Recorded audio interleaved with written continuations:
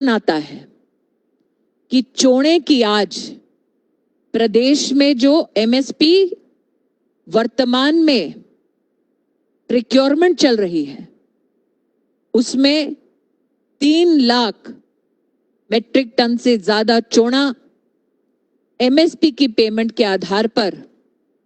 मात्र कल तक भारत सरकार ने सुनिश्चित किया है। पंजाब गेहूं से लहलहाते खेतों के लिए जाना जाता है और आज कांग्रेस पार्टी से प्रश्न ये करना चाहूंगी कि जब 5 साल कांग्रेस ने गेहूं का एमएसपी का भुगतान किया तो वो भुगतान मात्र 1.5 लाख करोड़ क्यों था, जबकि पिछले 5 सालों में मोदी की सरकार ने गेहूं की एमएसपी पेमेंट 3 लाख करोड़ रुपया देश के किसान को सुनिश्चित करवाई। देश के किसानों को सपने दिखाकर कांग्रेस ने वर्षों वर्ष सत्ता हथियाई, लेकिन किसान के बैंक के खाते में पहली बार किसान सम्मान निधि के अंतर्गत नरेंद्र मोदी की सरकार ने पैसे पहुंचाए। 1 साल में मात्र देश के 10 करोड़ से ज्यादा किसानों के बैंक के खाते में सीधा 90,000 करोड़ से ज्यादा की राशि नरेंद्र मोदी की सरकार ने पहुंचाई। आज वो पंजाब जिसमें विधानसभा के चुनाव में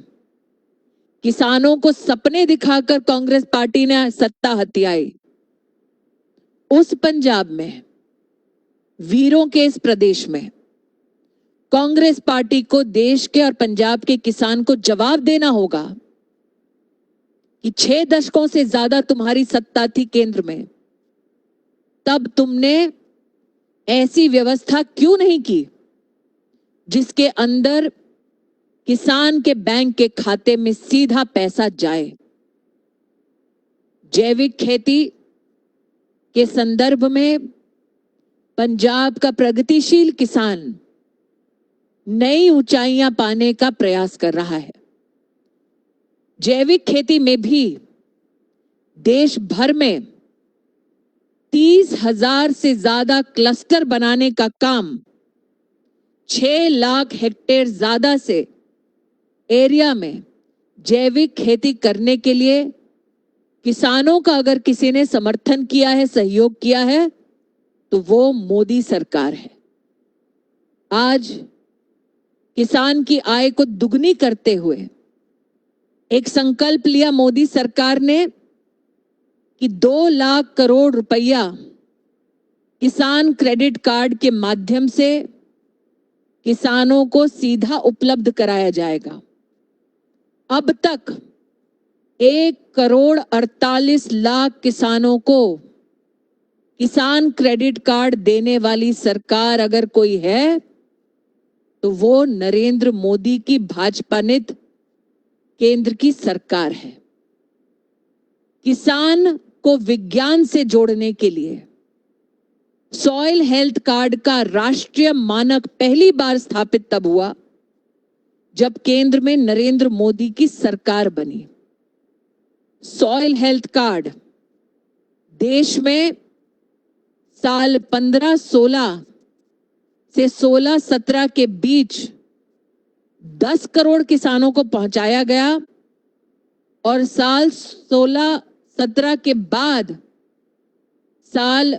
18-19 के अंतर्गत 11 करोड़ किसानों को सॉइल हेल्थ कार्ड पहुंचाया गया। किसान की प्रगति के प्रति प्रतिबद्ध नरेंद्र मोदी सरकार ने संसद के पिछले सत्र में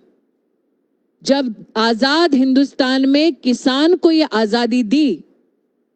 कि वो देश के किसी भी शहर में,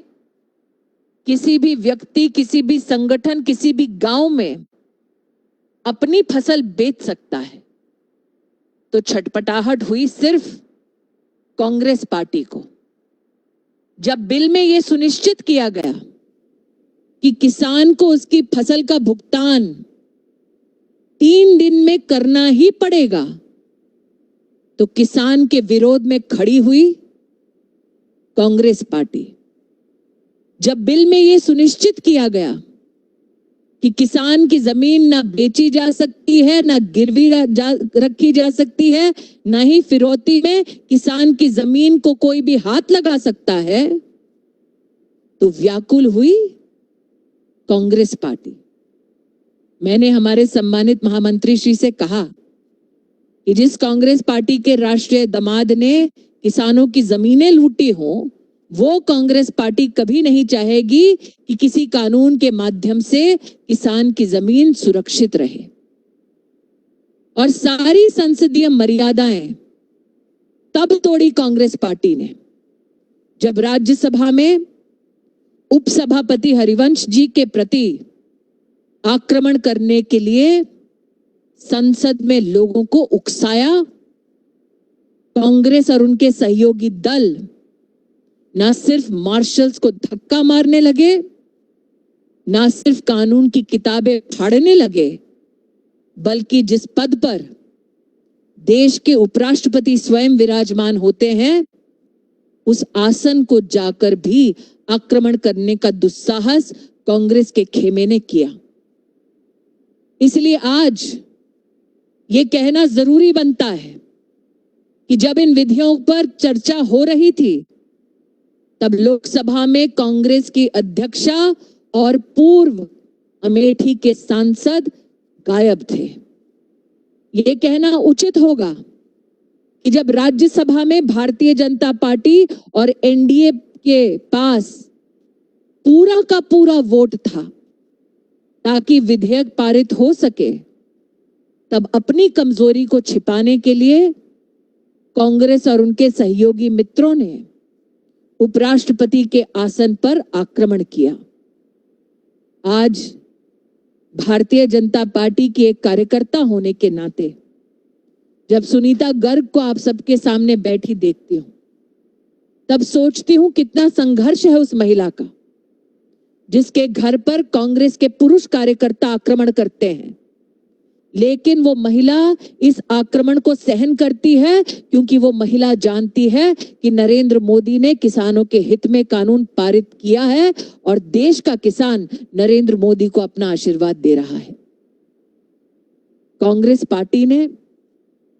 जो गुंडा राज आज पंजाब में स्थापित किया है, वीरों की भूमि,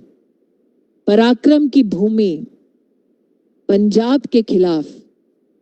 कांग्रेस का इतना बड़ा अपमान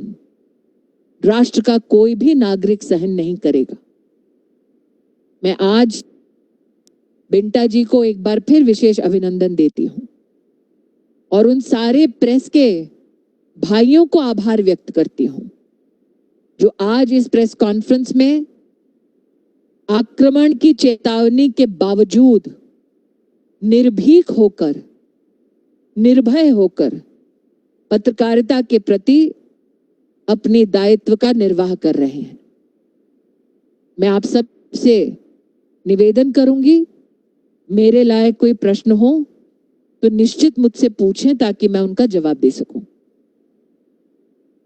ਜਿਹੜੇ ਵੀ ਪੱਤਰਕਾਰ ਬੰਦਾ ਜੀ ਕੁਐਸਚਨ ਪੁੱਛਣਾ ਚਾਹੁੰਦੇ ਹੈ, ਕੈਮਰਾ ਉਹਨਾਂ ਵੱਲ ਕਰ ਦਿਓ।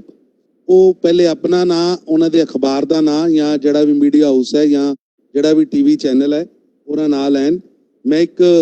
ਗੱਲ ਇਸ ਬੈਠਕ ਤੋਂ ਪਹਿਲੇ ਕਹਿਣੀ ਸੀ ਕਿ ਸਰਦਾਰ ਸਵਰਨ ਸਿੰਘ ਜੀ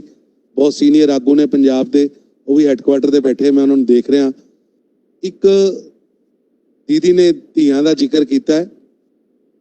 ਤੇ ਪੰਜਾਬ ਦੀ ਇੱਕ ਬੇਟੀ ਜਿਹੜੀ ਸਾਡੇ ਵਿੱਚ ਅੱਜ ਕੈਬਨਿਟ ਮਿਨਿਸਟਰ ਬਣ ਕੇ ਬੈਠੇ ਨੇ, ਸਮ੍ਰਿਤੀ ਈਰਾਨੀ ਜੀ, ਸਮ੍ਰਿਤੀ ਮਲਹੋਤਰਾ ਈਰਾਨੀ, ਉਹ ਵੀ ਪੰਜਾਬ ਦੀ ਬੇਟੀ ਹੈ। ਔਰ ਸਾਨੂੰ ਸਾਰਿਆਂ ਨੂੰ ਮਾਣ ਹੈ ਕਿ ਕਾਂਗਰਸ ਪਾਰਟੀ ਜਿਹੜੀ ਆਪਣੇ ਆਪ ਨੂੰ ਹਿੰਦੁਸਤਾਨ ਦੀ ਸਭ ਤੋਂ ਪੁਰਾਣੀ ਪੋਲੀਟੀਕਲ ਪਾਰਟੀ ਕਹਿੰਦੀ ਹੈ, ਉਸ ਪੋਲੀਟੀਕਲ ਪਾਰਟੀ ਦੇ ਪ੍ਰਧਾਨ ਮੰਤਰੀ ਪਦ ਦੇ ਉਮੀਦਵਾਰ ਰਾਹੁਲ ਗਾਂਧੀ ਨੂੰ ਅਮੇਠੀ 'ਚ ਸਾਡੀ ਪੰਜਾਬ ਦੀ ਧੀ, ਸਾਡੀ ਭੈਣ, ਸਾਡੀ ਬੇਟੀ, ਪੰਜਾਬ ਦੀ ਬੇਟੀ ਸਿਮਰਤੀ ਈਰਾਨੀ ਜੀ ਨੇ ਉਸ ਪ੍ਰਧਾਨ ਮੰਤਰੀ ਪਦ ਦੇ ਉਮੀਦਵਾਰ ਨੂੰ ਉਸ ਇਲੈਕਸ਼ਨ 'ਚ ਰਾਇਆ ਹੈ। ਇਸ ਪਿੱਛੇ ਮੈਂ ਪੰਜਾਬ ਭਾਰਤੀ ਜਨਤਾ ਪਾਰਟੀ ਵੱਲੋਂ ਉਹਨਾਂ ਦਾ ਸਵਾਗਤ ਕਰਨਾ। ਹੁਣ ਜਿਹੜੇ ਵੀ ਪੱਤਰਕਾਰ ਭਰਾ ਨੇ ਮੇਰੇ ਨੇ ਕੁਐਸਚਨ ਪੁੱਛਣਾ ਹੈ ਉਹ ਸ਼ੁਰੂ ਹੋ ਸਕਦਾ ਹੈ।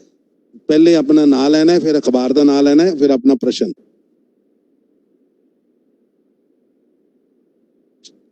ਅਸੀਂ ਸ਼ੁਰੂ ਕਰ ਸਕਦੇ ਹਾਂ। ਬਿੰਟਾ ਜੀ ਸ਼ੁਰੂ ਕਰਾਓ।